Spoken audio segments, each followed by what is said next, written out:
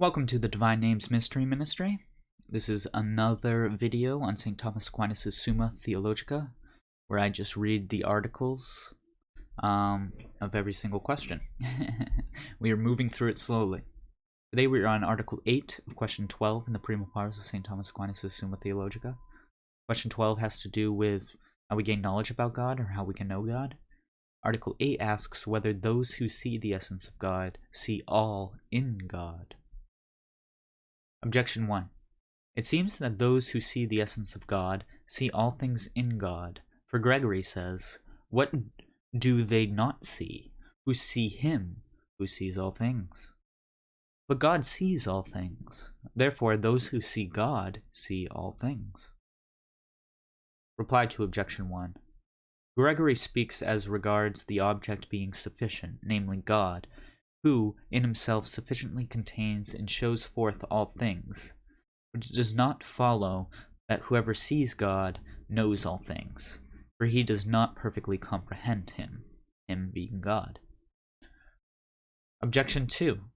Further, whoever sees a mirror sees what is reflected in the mirror, but all actual or possible things shine forth in God as in a mirror, for he knows all things in himself.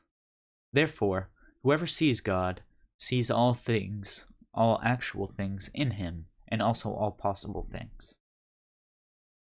Thomas's reply to Objection 2.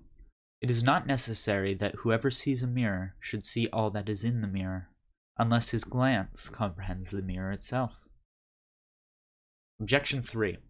Further, whoever understands the greater can understand the least, as is said in Aristotle's De Anima, chapter 3. But all that God does, or can do, are less than his essence. Therefore, whoever understands God can understand all that God does, or can do. Thomas's reply to Objection 3. Although it is more to see God than to see all things else, still it is a greater thing to see him so that all things are known in him, than to see him in such a way that not all things, but the fewer or the more, are known in him. For it has been shown in this article that the more things are known in God according as he is seen more or less perfectly. Last objection, Objection 4. Further, the rational creature naturally desires to know all things. Therefore, if in seeing God it does not know all things, its natural desire will not rest satisfied. Thus, in seeing God, it will not be fully happy, which is incongruous. Therefore, he who sees God knows all things. Reply to Objection 4. The natural desire of the rational creature is to know everything that belongs to the perfection of the intellect, namely, the species and the genera of things and their types. And these, everyone who sees the divine essence will see in God. But to know other singulars, their thoughts, and their deeds, does not belong to the perfection of the created intellect, nor does its natural desire go out to these things.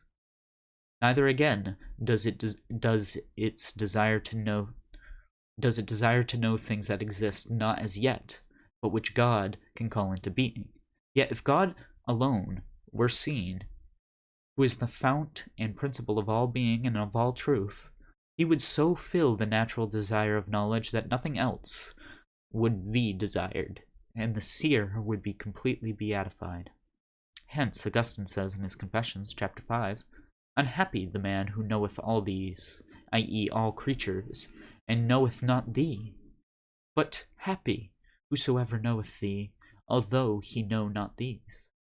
And whosoever knoweth both thee and them is not the happier for them, but for thee alone." On the contrary, the angels see the essence of God and yet do not know all things, for as Dionysius says in his Celestial Hierarchies, "The inferior angels are cleansed from ignorance by the superior angels. Also, they are ignorant of future contingent things and of secret thoughts, for this knowledge belongs to God alone. Therefore, whosoever sees the essence of God does not know all things."